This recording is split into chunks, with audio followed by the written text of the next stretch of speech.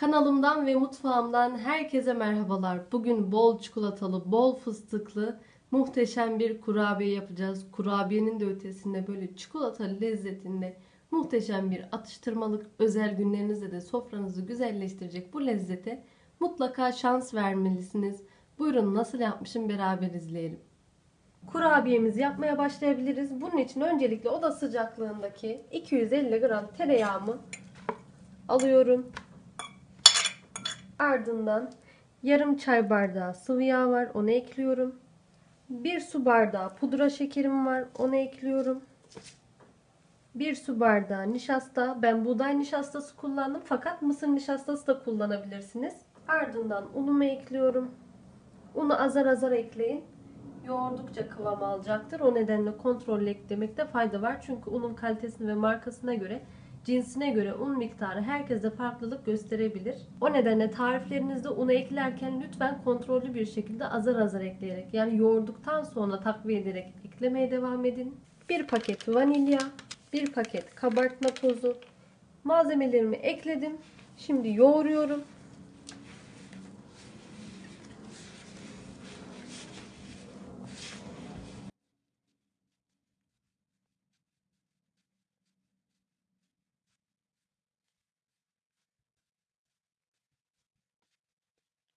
250 gram un eklemiştim. Bakın gördüğünüz gibi hamurumuz şu an yumuşak. O nedenle un takviyesine devam ediyoruz.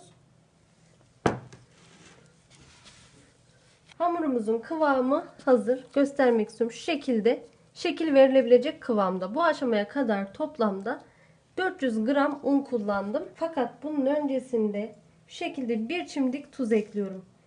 Bu kurabiyelerde bir püf noktadır. Tatlı kurabiyelerde hamuru yoğurduktan sonra bir çimdik tuz eklerseniz bu tuz ile şeker miktarı bir adım daha öne çıkacaktır. Şeker miktarı daha fazla hissedilecektir. Yani bu tuz şekerin daha çok ön planda olmasını sağlıyor. Ardından şu şekilde 3 yemek kaşığı Hindistan cevizi ekledim. 2 yemek kaşığı kavrulmuş susam ekledim. Bu susamı kendim boş bir tavanın içinde bu şekilde kavurarak, yani bu rengi alana kadar kavurdum. Önceki bir kurabiye tarifimde de vardı. Nasıl kavurduğumu soruluyordu. Hiçbir şey eklemeyeceksiniz. Tavaya sadece susamı alacaksınız ve kısık ateşte, lütfen yüksek olmasın yoksa susamlarınız yanar. Kısık ateşte sürekli karıştırarak bu rengi alana kadar bu şekilde kavuruyoruz. 2 yemek kaşığı da susamımı ekliyorum. Hamurumu tekrar yoğuruyorum.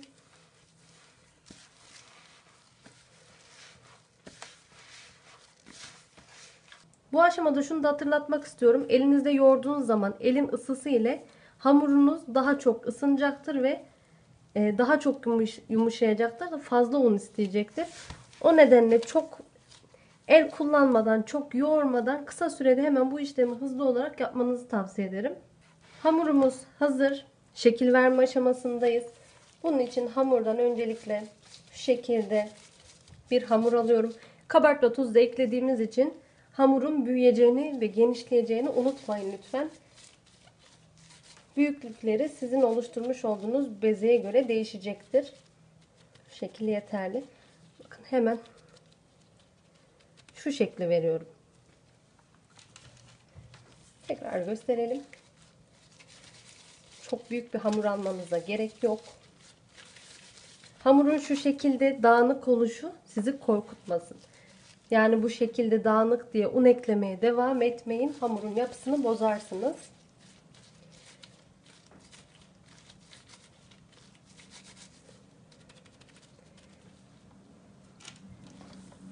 Sadece şunu söylemek istiyorum. Şu oluşturmuş olduğunuz bezeyi mümkün oldukça sıkın. Bakın şuradaki çatlaklar var ya, o şekilde bırakmayın. Avucunuzda mümkün oldukça pürüzsüz bir hale getirin. Daha sonra yine avuç içinizde şu şekilde bastırarak yassı bir görüntü oluşturmasını sağlayın. Kurabiyeniz ne kadar pürüzsüz olursa hamurken, pişirdikten sonra da inşallah o şekilde düzgün olacaktır. Bu şekilde hamurum bitene kadar aynı işleme devam ediyorum. Ve kurabiyelerim hazır. 32 adet kurabiye elde ettim. Bu birinci tepsi ama hamurumdan biraz daha kaldı. Onu da yapacağım. Videonun sonunda ne kadar elde ettiğimi size tekrar hatırlatacağım. Önceden ısıtılmış 180 derecelik fırında hafif kızarana kadar pişiriyoruz. Şu şekilde sütlü çikolatam var. Gördüğünüz gibi benmari usulü eritiyorum. Sunum aşamasında çikolatadan faydalanacağız. Ve kurabiyelerim pişti. Toplamda 25 dakikalık bir süre içerisinde bu kıvamı aldı. Şimdi süsleme aşamasındayız. Bunun için benmari usulü eritmiş olduğum sütlü çikolatam vardı. Ve şu şekilde de Antep fıstığı kullanacağım. Evinizde bulunan malzemelere ve hayal dünyanızın artık genişliğine göre istediğiniz şekilde çeşitlendirebilirsiniz. İlk kurabiyemi alıyorum. Netleştirelim. Şu an net, evet. Şu şekilde üstüne yapacağım. Ardından şu şekilde Antep fıstığına bulayacağım ve göstermek istiyorum. Bu şekilde. Tekrar gösterelim. Alıyoruz. Buladıktan sonra biraz şu şekilde çikolatasını fazla olanı akıtabilirsiniz. Antep fıstığımızı da bulayıp